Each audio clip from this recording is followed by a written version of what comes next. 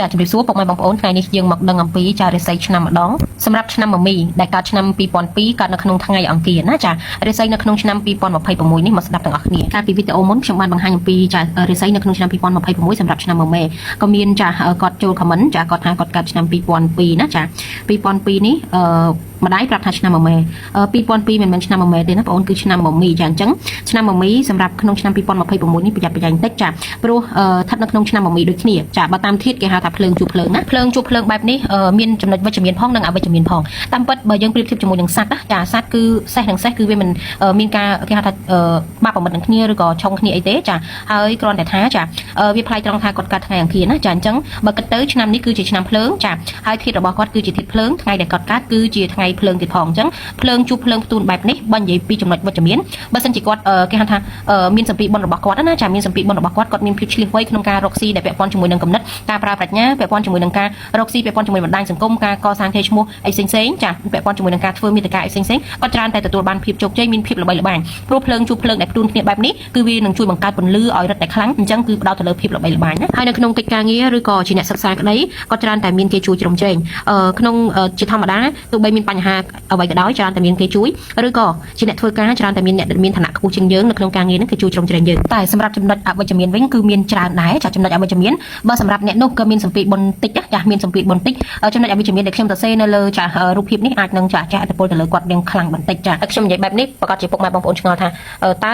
ធ្វើម៉េចបានដឹងថាបុណ្យតិចឬក៏បុណ្យច្រើននៅត្រង់នេះយើងមិនអាចមើលទៅតាមខែឆ្នាំនិងថ្ងៃកើតរបស់គាត់បានទេចាតើតែមើលទៅលើដៃរបស់គាត់ចាព្រោះនៅលើខ្សែកន្លងនៃបាតដៃអាចបញ្ជាក់ពីចាអតីតកាលបច្ចុប្បន្ននិងអនាគតរបស់គាត់ដឹងអំពីសម្ពាធបុណ្យរបស់គាត់អញ្ចឹងយើងអាចដឹងថាតើចានៅក្នុងឆ្នាំនេះតួរាសីរបស់គាត់ជួបរឿងអ្វីខ្លះជួបយ៉ាងណាខ្លះនោះគឺវាសក្តិជាតិយ៉ាងណាក៏ដោយទៅតាមខែឆ្នាំក៏យើងអាចវិភាគបានដឹងរឿងចាមួយចំនួនដែរចារឿងទី1នៅក្នុងចារាសីរបស់គាត់គឺក្នុងឆ្នាំនេះគឺចារាសីមធ្យមចាមិនឡើងខ្ពស់ទៅដែរប្រហែលទេចារាសីមធ្យមហើយគាត់ត្រូវប្រយ័ត្ននឹងរឿង3យ៉ាងចារឿងទី1ពាក់ព័ន្ធជាមួយនឹងបញ្ហាធំៗដែលគាត់ត្រូវដោះស្រាយក៏មានន័យថានៅក្នុងឆ្នាំនេះគឺគាត់អាចនឹងមានអារម្មណ៍ថាស្មុគស្មាញឬក៏មានគេហៅថាផ្លូវចិត្តនឹងគឺអត់នឹងណមានភាពឆេវឆាវចាឆាប់ខឹងចាសម្រាប់ចិត្តអីលឿនចាប្រយ័ត្ននឹងមានបញ្ហាចាផន់ច្រឡំដូចជាការអ្នកធ្វើការអីជាដើមចាប្រយ័ត្នប្រយែងនឹងការសញ្ញាឯកសារឬក៏ធ្វើឯកសារណាមួយមានការផន់ច្រឡំនាំឲ្យមានរឿងហេតុចាប៉ះពាល់ដល់ចាការងាររបស់ខ្លួនណាតែសម្រាប់ចំណុចទី1នេះទៅតាមចាម្ចាស់ខមមិននេះគាត់កាត់ខែ11អញ្ចឹងកាត់ខែ11គឺជាធាតុសំណអញ្ចឹងសំណគឺជាធាតុលោហៈដែលអាចជួយទប់នៃគេហៅថាធាតុភ្លើងនេះបានខ្លះណាចាមិនឲ្យឆាប់ជួលឆាប់ឆេះខ្លាំងចាគាត់បានខែមកទប់ណាចាប៉ុន្តែប្រយ័ត្នណានៅក្នុងចាអ្នកដែលកើតថ្ងៃអង្គារក្នុងឆ្នាំមមី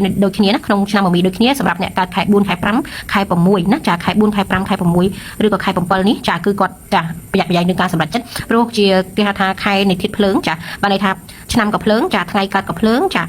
ខែកើតហ្នឹងក៏ភ្លើងទៅទៀតអញ្ចឹងប្រយ័ត្នប្រយែងរឿងចាការទប់កំហឹងខ្លួនឯងណាចំណុចទី2ពាក់ព័ន្ធជាមួយនឹងរឿងលុយកាក់រឿងលុយកាក់នៅត្រង់ចំណុចនេះដោយសារតែឆ្នាំមមីដូចគ្នាគឺមិនមែនជាឆ្នាំបាបមិត្តទេអញ្ចឹងគាត់អាចរកលុយកាក់បានខ្ញុំនិយាយចឹងក៏មានឱកាសអាចល្បីល្បាញឈ្មោះចាអាចនឹងមានឱកាសថ្មីៗចូលមករកគាត់ណាចាធ្វើឲ្យចាមុខរបរការរកស៊ីចំណូលលុយកាក់របស់គាត់ហ្នឹងគឺល្អប្រសើរគ្រាន់តែថា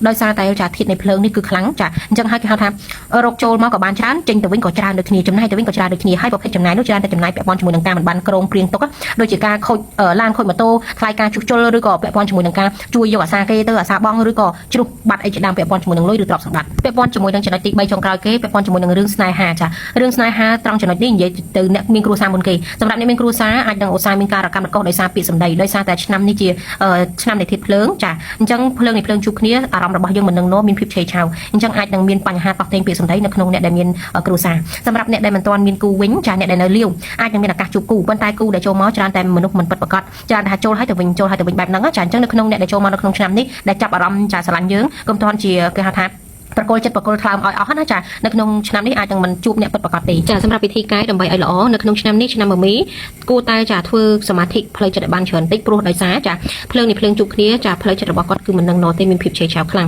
ងអញ្ចឹងអាចព្យាយាមសមាធិ5ទៅ10នាទីឬក៏បានយ៉ាងច្រើន15នាទីរត់តែល្អដើម្បីបង្រួមចាផ្លូវចិត្តរបស់យើងឲ្យល្អប្រសើរកាលណាដែលផ្លូវចិត្តនឹងល្អប្រសើរសម្រាប់ចិត្តធ្វើកិច្ចការងារអីក៏ល្អផងដែរហើយចាឧស្សាហ៍គេហៅថាប្រើពណ៌សំណាងរបស់ខ្លួននៅក្នុងឆ្នាំនេះគឺពណ៌ស្លឹកឈើស្រស់ឬគេហៅថាពណ៌បៃតងចាពណ៌នេះនឹងជួយនាំសំណាងអាចបន្ថែមនៅក្នុងការស្លៀកពាក់ជាប្រចាំថ្ងៃឬក៏ស្លៀកពាក់ក្នុងការធ្វើចាកិច្ចការងារសំខាន់អីមួយឬក៏បដូរពណ៌ក្នុងបន្ទប់គេងនៅកន្លែងរកស៊ីជាដើមចាអរគុណសម្រាប់ការមើលវីដេអូនេះពីដើមដល់ចប់